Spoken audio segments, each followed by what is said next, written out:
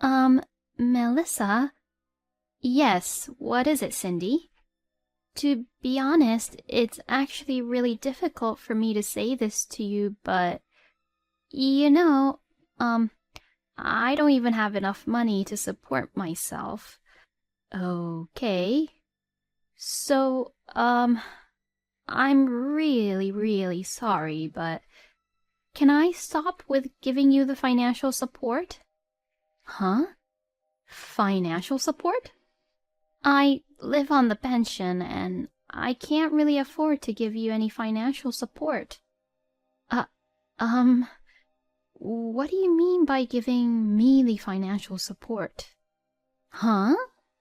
My name is Melissa and I am 30 years old, working in a company. I met my husband Caleb through a singles party and we just got married a year ago. My husband is a kind and funny man, although he can get a little carried away sometimes. And the reason I decided to marry my husband is that because he is very family-oriented. I want to make sure to look after and reassure my mom. She's getting old, and I'm worried about her, you know. I want to take care of her as much as I can. When we were dating, I heard my husband talking like that about his mother, and I thought he was a wonderful person. Later, I met my mother-in-law, Cindy, for the first time to inform her about our marriage, and she was a very nice person. Oh, Melissa, thank you so much for accepting Caleb as your husband and being a wife to him. You're such a lovely and nice girl, and you're too good to be with Caleb. Even after Caleb and I got married, Cindy never changed her attitude and treated me kindly. I know it must be hard to do all the house chores while working. Melissa, you can always count on me, you know. Thank you very much, Cindy. You often hear a lot of talks on TVs and radios about issues between the wife and her mother-in-law, but there is no such problem with Cindy and I have never once been mistreated by Cindy. Rather, she takes care of me like her own real daughter. But a little while after we got married, there was something that bothered me a little. It was not about Cindy, but it was about my husband. I'm exhausted today, so let's go to my mom's and have dinner. What? Today is your turn to cook dinner, right? So, I'm saying that I'm exhausted from work and don't want to do anything, so let's go to my mom's. But won't that be a hassle for Cindy if we go so suddenly without any prior notice? Oh, it's fine. Don't worry about that. Mom must be lonely too, so it'll be nice for her too to have us over and have a lively dinner all together. Cindy had lost her husband 3 years ago, and now she lives alone in their house. Her house is a bit large for one person to live alone, and she could certainly get lonely. But isn't it too rude to just visit Cindy out of the blue without saying anything? If it were just my husband, it would be enough, but even I would be intruding Cindy. And if we were going to have dinner with Cindy, she would need to make some preparations. How can my husband even think that it's normal to think that we can go over to Cindy's without any prior notice? Even if we go, we should at least call Cindy to let her know. What? We don't really have to do that, you know. We're just going back to my parents' house. To you, it may be that, but to me, I feel like I'm intruding. We have to at least be mindful to Cindy and have manners. When I persisted, my husband said, Okay. And while looking really lazy, he picked up the phone and began to call Cindy. Mom said we could go. Are you really sure? I really hope she's not just saying that. Come on, Mom says it's okay, so why not? I think you're worrying too much, honey. There was no point in wasting any more time arguing with Caleb, so we headed to Cindy's house anyway. Oh, welcome, you two. Thank you for coming all the way down here. My mother-in-law greeted us with a huge, gentle smile despite our sudden visit. Well then, hurry up and do come in. I just got it ready now, so please do enjoy it before the meal gets cold. Huh? You cooked that much? Cindy had made several dishes for us and served them to us. When I heard that you two were both coming, I got really enthusiastic, you know. See, I told you. Mom is really happy that we both came here today. Even if that is true, it is too inconsiderate of Caleb to even say that in front of her. My husband opened a beer without any hesitation, drank it down, and ate what Cindy had cooked. Well, I'll have some of the dishes you cooked, Cindy. Thank you. No, please do eat a lot. How do you like it? Oh, it's very delicious. How did you make it? Oh, I'm so happy then. Next time, I'll teach you how to cook this. Yay, thank you so much. Because Cindy was always kind, both Caleb and I were able to have dinner that day in a peaceful way. But a few days later, my husband suggested once again that we should go back to Cindy's house for dinner. We went there just the other day. So that's just too much. It'll be a huge hassle. No, it's fine. I've already called her about it in advance this time. Oh, really? Yeah, I called Mom yesterday. Oh, so you were already planning to skip cooking today too? Oh, don't say it like that, honey. I did do my part in preparing the meal, haven't I? No, Cindy is the one who is preparing the meal. So practically, you didn't do anything. So, I'm the one who asked my mom to cook for us today, right? So that means that even though I'm in charge of cooking, making sure that the meal for us is ready is part of my responsibility too, right? I don't know what the hell Caleb was talking about. Even though Caleb was saying something nonsense, since Cindy had already prepared the meal, I had no choice but to go along with him. Cindy, I'm sorry for disturbing you again when we just came the other day. Oh, what are you talking about? I told you that you can count on me any time, didn't I? If you're in trouble, don't hesitate to ask me anything, okay? Well, it's not like we're really in any trouble. It's just that my husband is slacking off in cooking and doing house chores, and that's why he's only relying on Cindy for her meals. Thinking like that, I felt very sorry for Cindy. Since then, upon my husband's suggestion, we always went to Cindy's place to ask her to feed us on the days when he was in charge of cooking. Despite that, Cindy always greeted us with a smile and cooked us delicious home-cooked meals. But I felt really bad to ask Cindy to help us out without us doing anything so many times, and that's pretty questionable being adults and all. So I made a suggestion to my husband. Hey, I'm not going to tell you to stop going to Cindy's, but I think we should at least thank her for cooking meals for us. Huh? Like what?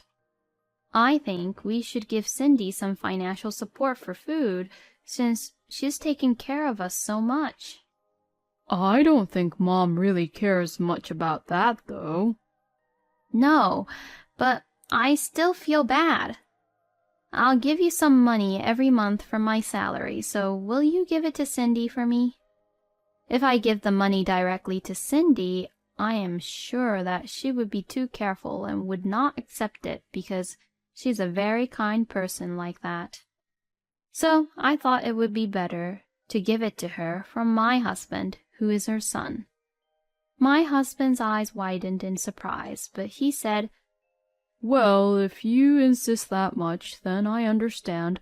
I'll take responsibility and give it to Mom. I was relieved that I could now repay Cindy a little in this way. After that, we continued to eat dinner at Cindy's house, and my husband would say this: "We're eating at Mom's place," as if it was a normal thing now. We had dinner at Cindy's house about twice a week, and before I knew it, 3 months had passed. Of course, I felt a little bad, but since I know that I also gave Cindy some financial support, maybe I was thinking in a spoiled way. Then I learned about a shocking fact. It was after dinner one day at Cindy's house. "Phew, I ate very well." Saying that, my husband had finished eating and was relaxing on the sofa watching TV. I was washing dishes and cleaning up with Cindy. Then Cindy started talking to me with an awkward look on her face. Melissa? Yes, what is it, Cindy? To be honest, it's actually really difficult for me to say this to you, but, I don't even have enough money to support myself. Okay. So, I'm really, really sorry, but can I stop with giving you the financial support? Huh? Financial support? I live on pension and I can't really afford to give you any financial support. What do you mean by giving me the financial support? Huh? Well, like I cook you both meals regularly and how I'm giving you financial support regularly. What? I understand that you and Caleb are in trouble, but as you can imagine, I'm starting to feel a little desperate too. Hey, wait a minute. I don't know anything about you giving us financial support. What? Besides, I am giving you financial support every month, aren't I? Huh? I felt bad about you having to take care of us so many times, cooking us amazing meals, so I gave Caleb some money to give to you, Cindy. I haven't received anything from Caleb. What? Then both Cindy and I had realized something. There is only one person we could think of. I had never been pissed off like this ever before. Then I immediately went over to Caleb, who was lying on the sofa. Hey, Caleb! What is the meaning of this? What? What is it? My husband seemed to be drunk and he was giggling around. What do you mean, what is it? What's wrong with you? Shouting at me like that. Did you have an argument with Mom? I grabbed my husband, who was lying down by his chest, and woke him up. What is it with you all of a sudden? We've been getting financial support from Cindy? What? And where did you put the money I asked you to give to Cindy? Well, that's... My husband is just clamming up, upset, as if he has something to be guilty of. Just let go of me for now. I feel like I'm going to throw up if you shake me too much. So I let go of his chest. Will you please explain what exactly is going on? About what? Are you trying to act dumb at this point? Cindy seemed to have lost her patience, and she also began questioning Caleb. You told me that you were both in trouble, so I gave you money and even fed you dinner multiple times. Hey, what the hell? What's wrong with you? Even you're mad at me, Mom. We have every right to be mad at you. You have been deceiving Cindy and I, you know. That's a terrible way to say that. Then, where did our money go to? Hey, let's just stop talking about this. We just had Mom's delicious food, and now you're spoiling the good mood. And whose fault is it? That's... My husband couldn't say anything back anymore and went silent. You're not going to tell me how you spent the money, are you? All right, fine. Then I have an idea too. Caleb looked at me as if he was asking me what my idea was. I called my sister-in-law, Lila. Lila is very protective of me and takes care of me really well, and my husband is very weak towards Lila. Lila is a strong-willed, independent woman, and when my husband, who has always been a good guy, would get carried away, she makes sure to set things straight for Caleb. When I called Lila and explained the situation quickly, she said she would be here soon. When my husband found out that Lila was coming over, his face turned really pale. Lila lives about a 10-minute drive from Cindy's house, so she came right over. Caleb! What the hell did you do? What did you do with Mom and Melissa's money? That's... My husband stubbornly refused to talk even after Lila arrived. This is going to be a long battle. Melissa, you can go home for today. I'll interrogate him all night and make him talk. Thank you very much. I'll be waiting for your update. So I took Lila's word for it and decided to go home first. The next day, when I went to work as usual, I received a message from Lila. Caleb finally came clean. He's a terrible bastard. Can you come over to Mom's house again after work today? I wondered what it was. I wondered what Caleb did which made Lila describe him like that. So I went to Cindy's house after work. My husband and Lila was already there. Oh, Melissa, I'm sorry to make you come over again. It's okay. My husband was made to sit on the floor, and his face was turning pale by the minute. Well then, Caleb, why don't you talk to Melissa properly about the truth? I stood right in front of my husband to listen. He was looking down at himself really awkwardly. I can't really understand you if you keep looking down. Please explain to me what's going on. I'm so sorry. It was just a spur-of-the-moment kind of thing. What was? Well, I had an affair with another woman. Huh? I'm really sorry. So you were cheating on me behind my back? I guess so. You're such a bastard. I'm really sorry. And? What did you use the money on which Cindy and I gave you? Answer me properly. For the trip and the date and the hotels for the affair. And the travel fees. What? A trip? How did you even have the time? Oh. Don't tell me that you're talking about these business trips that you've been having frequently. My husband then nods awkwardly. Wow, I can't believe this. I can't believe that you lied about your job and went on a trip with a woman to have fun. I'm really, really sorry. It won't happen again, so please forgive me. Oh, there is no way that I will forgive you. We're getting a divorce. A divorce! No way. You can't just divorce me. It was a one-time mistake. Then, before I could get mad at Caleb for what he said, Lila and Cindy snapped. That's enough, Caleb. What you did is absolutely unforgivable. Yeah, that's right. And what do you mean it was just a one-time mistake? When you've been on numerous trips and you've been seeing her secretly many times. Divorce is a must.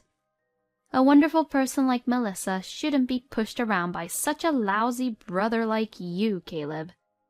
You will definitely pay alimony for your affair and the money you stole from Mom and Melissa. Oh no. Then Lila took out the official documents for divorce and handed them to me. She thought that I would need it, so she got it for me at the city hall, as well as a number for a lawyer. I checked the documents and signed the parts I needed to sign and gave it to Caleb. My husband was reluctant, but Lila and Cindy got angry with him again, so he signed it right away. Thus, like this, my divorce from my husband was finalized. Then, through my lawyer, I demanded alimony from Caleb and his mistress. Of course, I also claimed the money I had given to Caleb. I also heard that his mistress was also married, and since her husband is also demanding alimony from Caleb, he is now in huge debt. Currently, Caleb is living at Cindy's house, and both Lila and Cindy manages Caleb's wallet, making sure that he does not waste his money and that it is always used to pay off his debts. Because of this, Caleb only gets $10 every day to go to work, and once he uses the money for his lunch and so on, he won't have any money left. So, he can't even go to bars and afford any luxury, and he has no choice but to go home. Caleb deserves what he got, and it's not at all surprising that he now has to pay back the money he had used, when it wasn't even his money. Caleb is just a low-life scumbag, having an affair based off on other people's money. On the other hand, I live in an apartment now, and I am living comfortably on my own.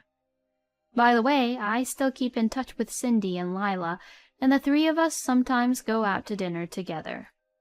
My ex-husband is a low-life scumbag, but the only thing I'm grateful to him is for giving me the opportunity to meet Cindy and Lila. Thank you for watching until the end. Please subscribe to our channel. We hope to see you in our next video.